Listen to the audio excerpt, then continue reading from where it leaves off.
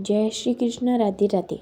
आज मैं आपको भगवान श्री कृष्ण का जन्म नामक प्रसंग आगे सुनाऊंगी। समस्त जीवात्मा लगातार एक शरीर से दूसरे शरीर और एक ग्रह से दूसरे ग्रह में स्थानांतरित करते रहते हैं, फिर भी वह जीवन और मृत्यु के क्रम से मुक्त नहीं हो पाते। किंतु उनमें से जो आपके चरण कमलों का शरण ग्रहण करता है, वह दुर्जय मृत्यु के आक्रमण की चिंता से मुक्त हो जाता है। देवकी के इस कथन की पुष्टि स्वयं श्री भगवान ने श्रीमद् भागवत गीता में की है।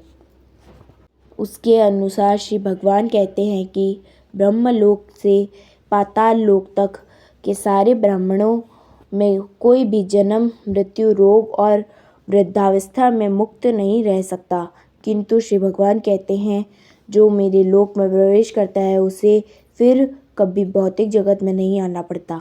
अतः आपसे मेरी प्रार्थना है कि आप मुझे उग्रसेन के पुत्र कंस के क्रूर हाथों से बचाएं।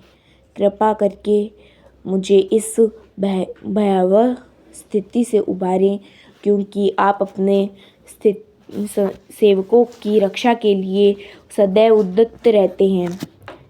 श्री भगवान ने इस कथन की पुष्टि श्रीमद् भगवत गीता में अर्जुन को आश्वस्त करते हुए की है। तुम संसार को बता दो कि मेरा भक्त कभी नष्ट नहीं होता। इस प्रकार रक्षा करने के लिए प्रार्थना करते हुए माता देवकी ने अपना वात्सल्य व्यक्त किया। मुझे ज्ञात है कि आप इस दिव्य स्वरूप का दर्शन सामान्यतः ऋषिगण ध्यान में करते हैं, किंतु मैं अभी भी डर रही हूँ कि ज्यों ही कंस को पता चल जाएगा कि आपका जन्म हो चुका है तो वह आपको हानि पहुँचा सकता है। अतः मेरी प्रार्थना है कि आप इस समय हमारे भौतिक चक्षुओं से ओझल हो जाएं। दूसरे शब्दों में उन्होंने श्री भगवान से प्रार्थना की कि वे एक सामान्य बालक का रूप धारण कर लें। आपके जन्म के कारण ही मैं अपने भाई कंस से भयभीत हूँ। हे मधुसूदन, हो सकता है कि कंस को पता न लगे कि आपने जन्म धारण कर लिया है। अतः मेरी प्रार्थना है कि आप अपने इस चतुर्भुज रूप को, जिसमें आप विष्णु के चार चिन्ह शंख, चक्र, गदा तथा कमल धारण किए हैं, छिपा लें। हे प्रभु, आप दृश्य जगत के प्रलय के अंत में सारे ब्रह्मांड को अपने उदर में धारण करते हैं, फिर भी आप अपनी विशुद्ध कृपावश मेरे गर्भ में प्रकट हुए हैं। मुझे आश्चर्य है कि आप अपने भक्तों को प्रसन्न करने के लिए सामान्य मनुष्य के कार्यकलापों का अनुकरण करते हैं।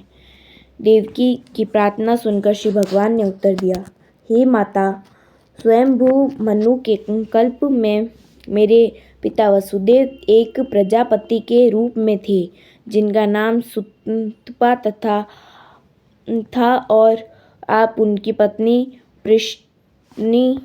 प्रश्नि थीं।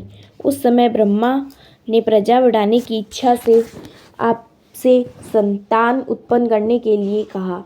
आपने अपनी इंद्रियों को वश में करते हुए कठोर तपस्या की। योग पद्धति में प्राणायाम का अभ्यास करते हुए आप पति पत्नी दोनों ने वर्षा, वायु, कड़कती धूप जैसे भौतिक नियमों के सारे प्रभावों को सहन किया। आपने समस्त धार्मिक नियमों का भी पालन किया। इस प्रकार आपका हृदय निर्मल हो गया और भौतिक नियम के प्रभावों पर भी नियंत्रण प्राप्त हो गया। तपस्या करते हुए आप वृक्षों के नीचे भूमि पर गिरी हुई पत्तियों मात्र का आहार करती रहीं। तब स्थिर मन तथा इंद्रिय निग्रह द्वारा आपने मुझसे उद्भुत वर प्राप्त करने के लिए मेरी पूजा की। आप दोनों ने देवताओं की गणना के अनुसार 12,000 वर्षों तक कठोर तपस्या की। उस अवधि में आपका मन मुझसे ही लीन रहा। जब आप भक्ति कर रही थी और अपने मन में निरंतर मेरा ध्यान कर रही थी, तब मैं आपसे अत्यधिक प्रसन्न हुआ। हे निष्पाप माता, अतः आपका अंतःकरण नित्य ही विशुद्ध है।